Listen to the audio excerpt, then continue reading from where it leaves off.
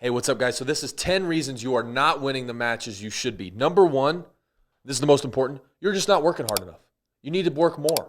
You need to put more effort in. You need to go to the Saturday practices. You need to go to the morning weights. You need to go to the things that maybe you were neglecting, or you need to put more effort into the practices you're already doing. You need to get the better partners to work out with you. You need to get more takedowns when you know you should.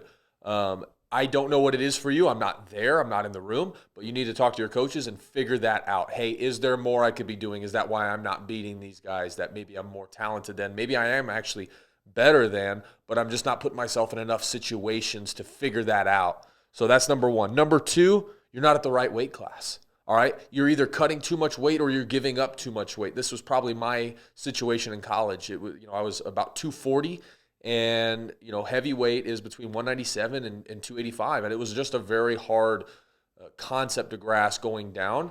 And I don't know if I could have. I fight 205 now.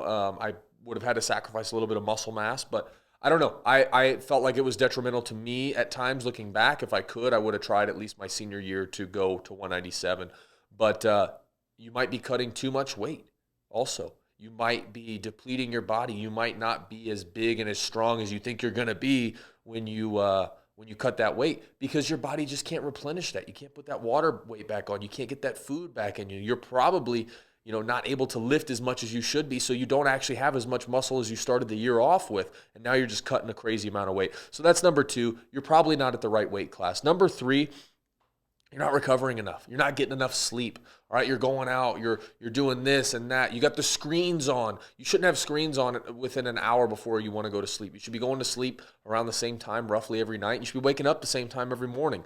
You're just not recovering. In between practices, you're doing, whatever. Maybe you have legitimate reasons. Maybe you have school. Maybe you have, a girlfriend or a boyfriend that you're, hanging out with, and you're just not getting the recovery you need. So that's another big thing.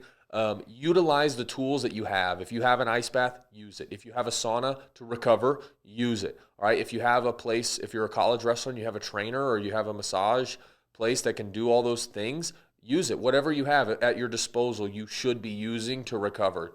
Treat your body like an instrument and just continue, or like a car, really. You continue to put maintenance on it. So that's number three. Number four, you're not in tune with your diet and your nutrition. You're eating like crap. You've got pizza every day, or you've got sodas, and you're just not, checking every box. And so when you get to match day, you either feel like crap or you think you're going to feel like crap because you ate like crap. And so that needs to be in tune. That needs to be in check on those days. Your body is a machine. And if you're not putting the right fuel in it, if you're not putting the right things in your body that are going to propel it to do what you want it to do, to compete at the highest level, then you're doing yourself a disservice, and you need to get that in check as well. Number five, you're not strong enough. You don't spend, and I'm not talking about mentally. You might not be mentally strong enough. That is a good one. I probably should put that on here.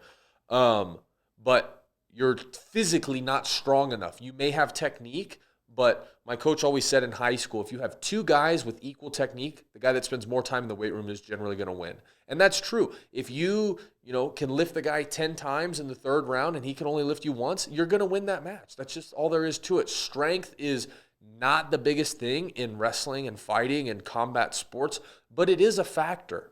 And if you're not spending the time in the weight room, I had college teammates that had never been lifted weights, like never been in a weight room lifting weights ever by the time they got to college. And so when they first started, they were very weak. And that was the biggest thing. They had all the technique. They were more technically sound than some of the upperclassmen, but they just didn't know how to lift. And so once they started getting on those programs and started doing those things, they started to see tremendous results, excelling at higher levels. But this is a big thing, and you might be losing matches because you're just not physically strong enough. You can't push or pull enough weight.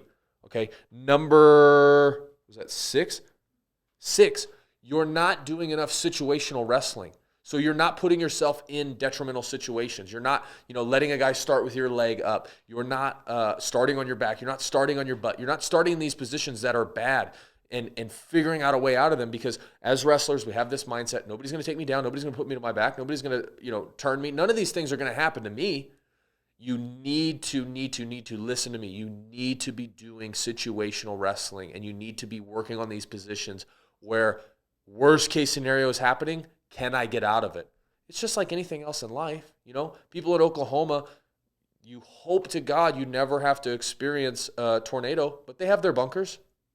It's just a thing. You need to have your bunker in wrestling. You need to have your fail-safe. You need to have, the ability, just like if, things get tight in a match and you got to have a throw, you got to pick up 5-6 points very quickly, or you got to pin a guy. You need to have that in your back pocket. It's the same here. You need to know how to get off it, even more so because bad things are going to happen. Number 7, you're not in shape. You're not spending enough time doing cardio.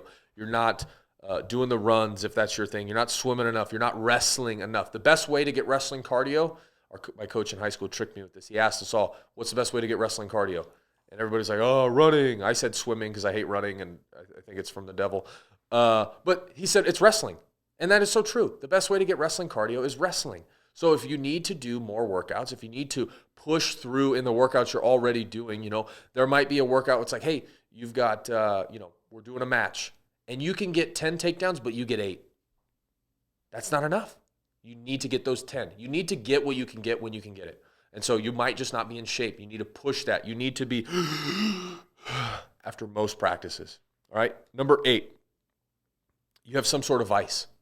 So whether this is drugs, alcohol, porn, women, partying, whatever it is, gambling. I've known people that gambled and they had a real struggle and they lost a lot of money and then they had to go work and they couldn't wrestle anymore because they were paying off their gambling debt. It's crazy. I've only known one person that's ever done that, but it does happen. Whatever it is, you need to get it in check. If you need to talk to a pastor, if you need to talk to a friend, a counselor, talk to all 3. Get help with these things because they are not something that you can just shove away, and they will do detriment to you in the long run, not only in wrestling. That's a small piece of it that is amplified and that you can see very early on in life because of how much work we have to do and how much fine-tuning you have to do just to be, a little bit better than the next guy. But in life, these things are going to hurt you. Not one of those things that I listed is good for you, outside of a little bit of moderation. Some of them are not good for you at all. So you need to get that in check. You need to talk to people, and you need to see if this is something that you need to get a handle on. Number 9, it doesn't matter to you enough. You don't care whether you win or lose. I personally think there is some new school thought as to this topic of should I care, should I not care? Will I compete better if I don't care, or will I compete better if I do care? You need to have some kind of care about the results. It needs to bother you if you get second place at a tournament. It needs to bother you if you go 0-2. It needs to bother you if a guy beats you in practice to an extent to where you're going to make the adjustments. Not so much that it's going to bother you, you're going to flip out, you're going to cry, and then you're not going to change anything come Monday morning. So there needs to be some kind of, it needs to matter to you in some kind of way. And ultimately, I do think you need to hate losing more than you love winning. So if there's a scale, right, and you have, a line, we talk about T-charts, all right, and we got this T-chart, and we got the negatives over here and the positives over here. If winning a big match is a 7, then losing a big match needs to be a 9. And that's just how it has to be.